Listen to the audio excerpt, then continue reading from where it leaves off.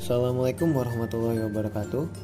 Nama saya Fadil Farji Musidan. Di sini kami akan mempresentasikan hasil kerja kelompok kami, yaitu kelompok 4.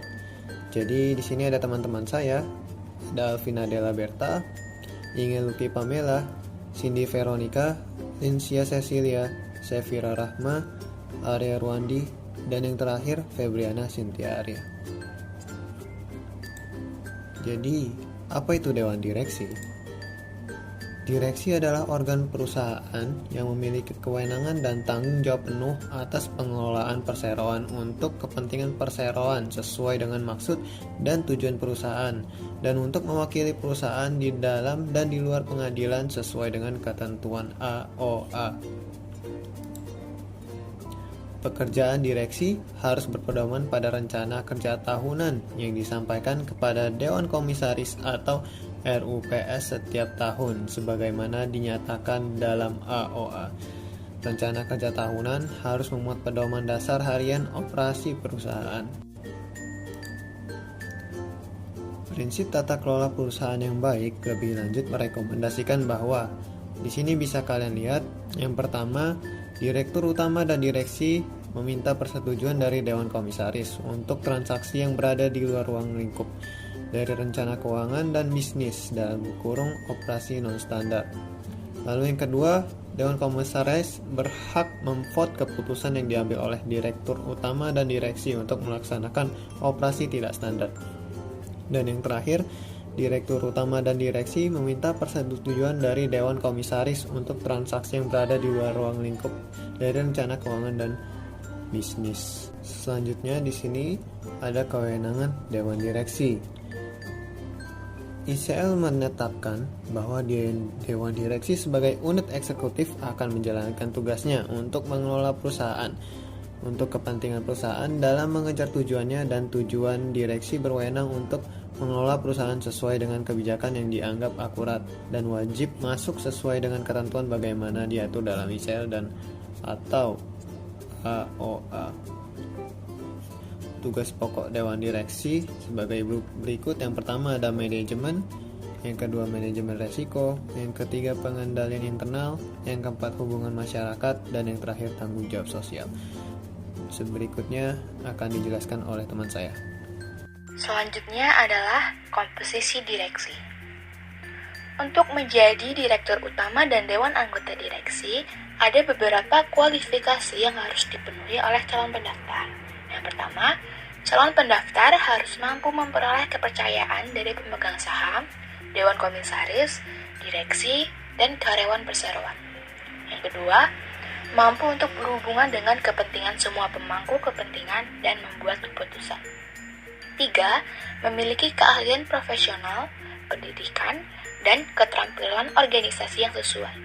Yang keempat, memiliki pengalaman bisnis, pengetahuan tentang masalah ekonomi, politik, hukum, dan sosial nasional, serta tren dan pengetahuan tentang pasar, produk, dan pesaing. Dan yang kelima, mampu membuat pengetahuan dan pengalaman menjadi solusi praktis yang dapat diterapkan di perusahaan. CG Code juga memberikan pedoman dalam aspek kapabilitas dan integritas yang isinya sebagai berikut. Yang pertama, anggota direksi memiliki kapabilitas dan integritas yang dibutuhkan untuk memastikan terlaksananya fungsi manajemen dengan baik. Yang kedua, anggota direksi dilarang memanfaatkan perusahaan untuk kepentingan pribadi, keluarga, kelompok usaha, dan atau pihak lain. 3. Anggota direksi harus memahami dan mematuhi AOA dan peraturan perundang-undangan yang terkait dengan tugasnya. Dan yang keempat, anggota direksi wajib memahami dan melaksanakan kode GCK. Lalu, ada pengecualian juga bagi calon anggota yang dalam 5 tahun sebelum pengangkatannya telah 1. Dinyatakan pilot, 2. Menjadi anggota direksi atau dewan komisaris yang dinyatakan bersalah menyebabkan suatu perseroan dinyatakan pilot. Ketiga, dipidana karena melakukan tindak pidana yang merugikan negara dan atau yang berkaitan dengan bidang keuangan. Orang-orang yang tidak boleh menjadi dewan direksi adalah anggota direktur perusahaan pesaing, lalu manajer dari perusahaan pesaing, atau karyawan dari perusahaan pesaing. Direktur utama direksi tidak boleh terlibat dalam kegiatan bisnis apapun selain yang terkait dengan manajemen perusahaan dan tata kelola anak perusahaan. Jumlah anggota direksi harus ditetapkan dalam EOA perusahaan, peraturan internal atau keputusan tertentu dari Dewan Komisaris. Dewan Direksi terdiri dari Direktur Utama, Chief Operating Officer atau Direktur Operasi, Direktur Keuangan, Direktur Pemasaran dan Penjualan, Direktur Umum, dan Direktur Sumber Daya Manusia. Pembentukan dan pengakhiran Dewan Direksi. A. Pemilihan dan masa jabatan Dewan Direksi. Pasal 94 ICL mengatur tentang pengangkatan, penggantian, dan pemberhentian Dewan Direksi yang meliputi 1. Anggota Dewan Direksi diangkat oleh RUPS. 2. Anggota Dewan Direksi diangkat untuk jangka waktu tertentu dan dapat diangkat kembali. 3. EOE harus mengatur prosedur untuk pengangkatan, penggantian, dan pemberhentian anggota Dewan Direksi dan juga dapat mengatur prosedur mencalonkan anggota Dewan Direksi. 4. Keputusan RUPS tentang pengangkatan, penggantian, dan pemberhentian anggota Dewan Direksi juga akan menentukan kapan pengangkatan, penggantian, dan pemberhentian mulai berlaku. Untuk perusahaan terbuka, BUMN, badan usaha milik daerah dan provinsi, perusahaan yang menghimpun dan mengelola dana publik, perusahaan yang produk atau jasanya banyak digunakan oleh publik, dan perusahaan dengan pengaruh yang luas terhadap lingkungan. Proses evaluasi calon anggota Dewan Direksi dilakukan oleh Komite Nominasi dan Remunerasi sebelum RUPS. EOE perusahaan akan menentukan periode masa jabatan anggota Dewan Direksi. Namun, praktik yang lazim di Indonesia adalah jangka waktu biasanya 5 tahun dan dapat dipilih kembali maksimal 2 kali.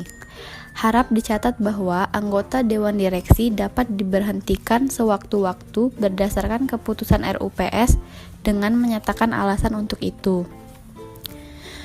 Pengakhiran wewenang Dewan Direksi. Keputusan RUPS untuk memberhentikan anggota direksi dapat dilakukan dengan alasan yang bersangkutan tidak lagi memenuhi persyaratan sebagai anggota Dewan Direksi yang ditetapkan dalam undang-undang ini, antara lain melakukan tindakan yang merugikan perusahaan atau karena alasan lain yang dinilai tepat oleh RUPS. D. Prosedur kerja jajaran direksi. Yang pertama, Presiden Dewan Direksi.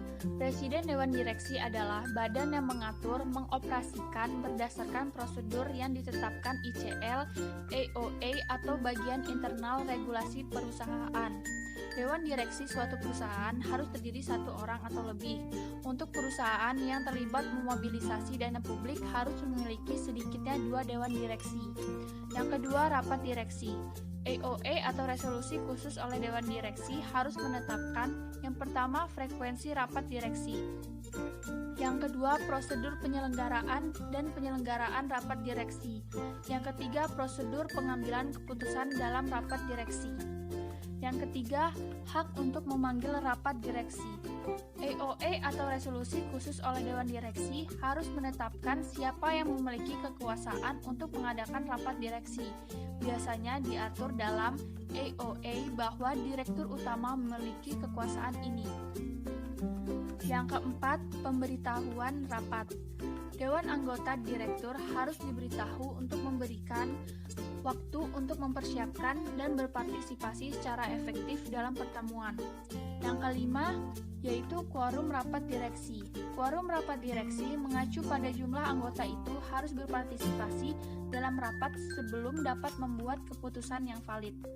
Yang keenam, pemungutan suara selama rapat direksi. Anggota direksi yang berpartisipasi dalam rapat harus cukup untuk menyetujui keputusan Dewan Direksi. Yang ketujuh, ada risalah rapat direksi. Direksi membuat daftar pemegang saham, daftar khusus, RUPS risalah, dan risalah rapat direksi. Risalah rapat direksi akan dilaksanakan berdasarkan permintaan dari yang pertama yaitu ada anggota Dewan Komisaris atau Komite Audit, yang kedua yaitu auditor eksternal. Seseorang pemegang saham atau pemegang saham grup yang memiliki hak suara. E. Tugas dan kewajiban anggota direksi. Anggota direksi memiliki tugas kepedulian dan loyalitas yang sama dengan anggota Dewan Komisaris dan tunduk pada standar tanggung jawab yang sama dengan anggota Dewan Komisaris, baik itu AOA atau Articles of Associate yang merupakan sumber informasi penting bagi pemegang saham dan pemangku kepentingan lainnya dalam sebuah perusahaan yang telah didirikan. Peraturan internal, dokumen internal umum lainnya, atau pekerjaan, kontrak memberikan standar yang lebih ketat. Tugas dan kewajiban Dewan Direksi. Yang pertama, yaitu tugas perawatan. Tugas ini dimaksudkan bahwa setiap Dewan Direksi memiliki tanggung jawab atas setiap tindakan mereka dengan profesional. Yang kedua, yaitu tugas loyalitas. Tugas ini dimaksudkan bahwa Dewan Direksi harus mendahulukan kepentingan perusahaan dibandingkan dengan kepentingan pribadi dan menghindari tindakan yang dapat membawa kerugian bagi perusahaan di masa yang akan mendatang. F. Evaluasi kinerja. Evaluasi kinerja berkala dari Dewan Direksi adalah alat pengawasan yang penting. Mereka dapat membantu menciptakan sistem manajemen kinerja yang konstan. Hasil evaluasi periodik dapat menjadi dasar yang kuat untuk menentukan langkah-langkah untuk perbaikan kerja dari badan perusahaan ini. The remuneration and reimbursement of the Board of Directors. Ketentuan mengenai besarnya remunerasi anggota direksi ditetapkan berdasarkan keputusan RUPS dan dapat diberikan kepada Dewan Komisaris. Masalah yang mempengaruhi remunerasi. Dari lingkup tanggung jawab ada jenis dan tingkat kualifikasi yang diperlukan, pengalaman para kandidat, kualitas pribadi dan bisnis para kandidat, dan tingkat remunerasi yang khas di perusahaan dan di industri secara umum.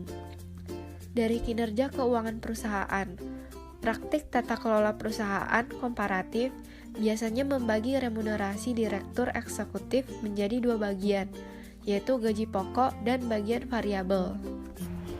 Kebijakan remunerasi untuk masing-masing direktur harus diungkapkan secara rinci dalam laporan keuangan tahunan perusahaan. Hal ini harus menjadi agenda eksplisit dalam agenda RUPS tahunan untuk memberikan kesempatan kepada pemegang saham untuk memperdebatkan hal-hal tersebut. Komite remunerasi harus menyusun usulan kepada Dewan Komisaris mengenai kebijakan remunerasi atau memberikan pendapat atas usulan kebijakan remunerasi yang dibuat oleh Dewan Komisaris. Remunerasi direksi dapat terdiri dari komponen tetap dan variabel. Komponen tetap biasanya terdiri dari gaji pokok. Faktor terpenting dalam menentukan gaji pokok eksekutif adalah praktik kompensasi di antara kelompok perusahaan sejenis. Faktor terpenting dalam menentukan remunerasi variabel seorang eksekutif adalah kontribusinya terhadap kinerja keuangan perusahaan dalam jangka pendek dan panjang. Komponen variabel seringkali terdiri dari bonus tahunan dan didasarkan pada indikator kinerja utama. Kompensasi variabel telah menjadi bagian besar dari paket remunerasi eksekutif di banyak negara untuk memotivasi kinerja dengan lebih baik.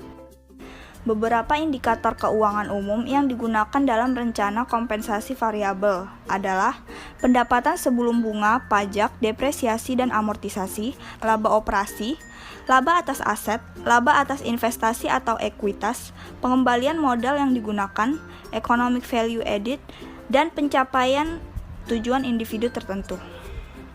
Selain indikator keuangan, terdapat indikator non-keuangan yang dapat diatur berdasarkan pelanggan, proses dan efisiensi operasional, dan pertumbuhan internal atau manajemen pengetahuan.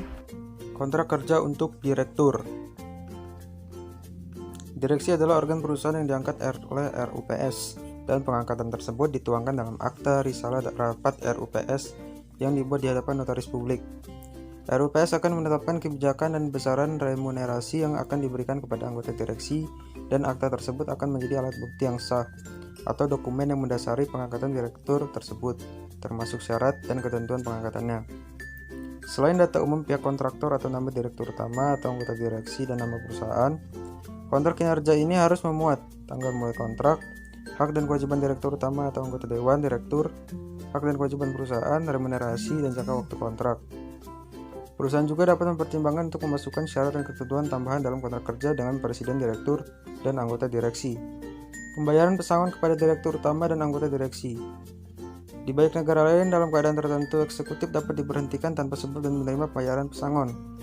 Hal ini dapat terjadi jika perusahaan telah diakuisisi dan pihak pengakuisisi ingin memasang manajemen baru. Direkomendasikan agar kontrak kerja direktur utama dan anggota direksi mencantumkan ketentuan pembayaran pesangon apabila kontrak kerja mereka diputus sebelum waktunya tanpa alasan yang dapat dibenarkan. Sekian presentasi dari kelompok kami. Bila ada salah kata kami mohon maaf. Wassalamualaikum warahmatullahi wabarakatuh.